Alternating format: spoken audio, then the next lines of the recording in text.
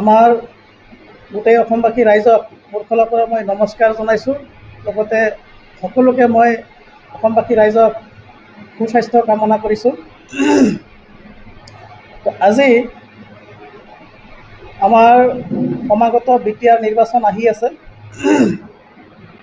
গতিকে এই সমাগত বিটিআৰ নিৰ্বাচনৰ বিষয়ে আমি আমাৰ BTCৰ লগতে আমাৰ গোটেই অসমবাসী ৰাইজক কিছুমান কথা অৱগত কৰিব বিচাৰিছোঁ। কাৰণ আমাৰ BTC নিৰ্বাচনত প্ৰথমবাৰৰ কাৰণে সৰ্বভাৰতীয় তৃণমূল কংগ্ৰেছ দলে আমাৰ বিটিআৰ এই বিটিআৰত প্ৰথমবাৰৰ বাবে প্ৰাৰ্থিত্ব আগবঢ়াব বুলি আশা কৰিছে। সেয়েহে আজি আমাৰ 33 নং ননাই চেৰফাং ব্লক কমিটি হিচাপে আজি আমি প্ৰেছ মিট দিবৰ কাৰণে সাজু হৈছোঁ। আজি বিটিআৰ নিৰ্বাচন সৰ্বভাৰতীয় তৃণমূল কংগ্ৰেছ দলে শক্তিশালী ৰূপে ইয়াত প্ৰতিদ্বন্দ্বিতা কৰিব বিচাৰিছে।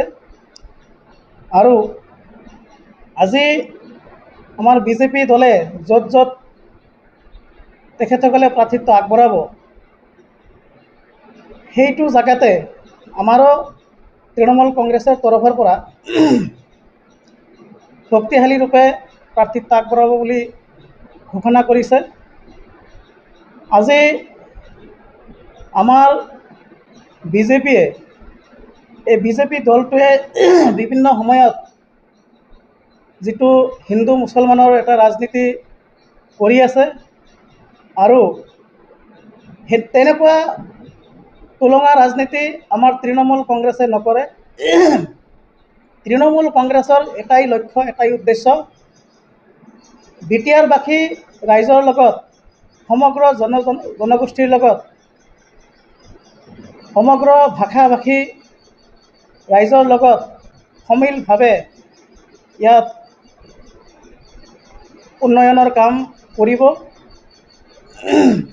আৰু আমি জানো যে যিহেতু আমাৰ অসমৰ লগতেই পশ্চিমবংগ চৰকাৰ, আমাৰ সন্মানীয় তৃণমূল কংগ্ৰেছ দলে আজি ইমান বছৰৰ পৰা ইমান ধুনীয়া এটা পৰিৱেশত চৰকাৰ চলাই আছে,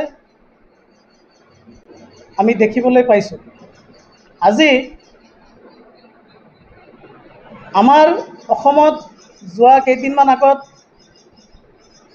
তৃণমূল কংগ্ৰেছে যিটো নেকি আমাৰ অসমত মানে কি কয় এইটো পঞ্চায়ত নিৰ্বাচন হৈ গ'ল। সেই পঞ্চায়ত নিৰ্বাচনত খুব ধুনীয়া এটা ফলাফল আমি পাইছোঁ।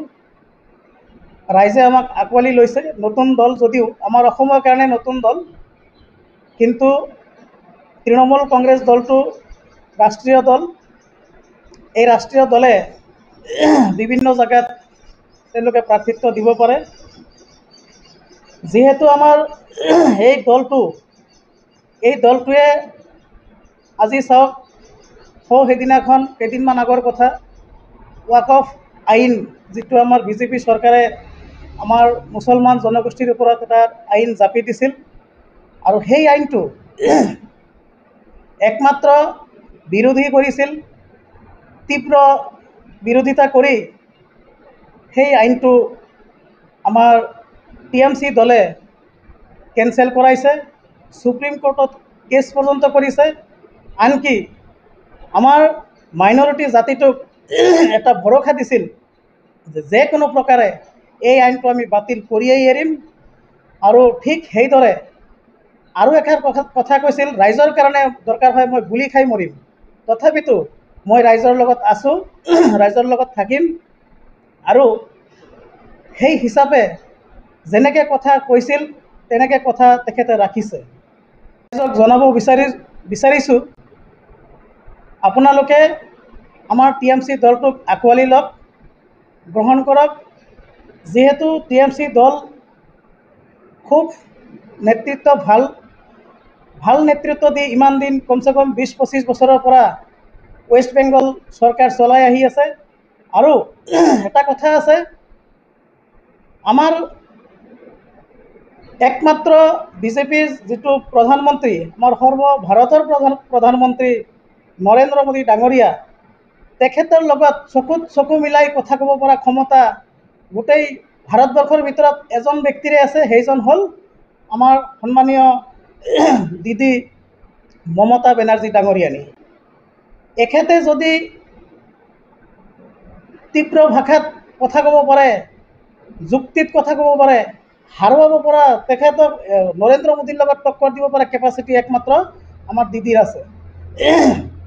আজি চাওক, এই ৱাকফ আইনটোৰ বিৰুদ্ধে আমি যিহেতু BTCৰ পৰা বিলং কৰোঁ, আমাৰ বৰ্তমানৰ চৰকাৰ প্ৰমোদ বড়ো ডাঙৰীয়া, তেখেতে কিন্তু এই আইনৰ বিৰুদ্ধে একো মাত মাতা নাই।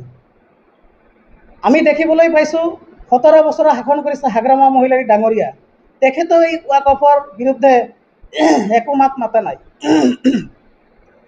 আজি হেমন্ত বিশ্ব শৰ্মা ডাঙৰীয়াই যিটো নেকি অমানৱীয় কিছুমান অত্যাচাৰ আমাৰ এই অসমৰ মানুহক, অসমৰ ৰাইজক বিভিন্ন সময়ত যেনেকুৱা ডি ভোটাৰৰ হৈ আমাৰ মুছলিম জনগোষ্ঠীৰ ওপৰত বিভিন্ন সময়ত টাৰ্গেট কৰি ডি ভোটাৰৰ নামত নামাকৰণ দি তেখেতসকলক ইমান হাৰাশাস্তি কৰি আছে, আমি বিভিন্ন সময়ত বিভিন্ন সংবাদ মাধ্যমৰ জৰিয়তে আমি চাবলৈ পাইছোঁ। আৰু আমাৰ মুছলিম জাতিটোৰ ওপৰত আঘাত সানিছে। তো তেখেত একমাত্ৰ এটা জনগোষ্ঠীৰ বা দুটা জনগোষ্ঠীৰ, তেনেকুৱা নিৰ্ধাৰিত জনগোষ্ঠীৰ কোনো ধৰণৰ মুখ্যমন্ত্ৰী নহয়।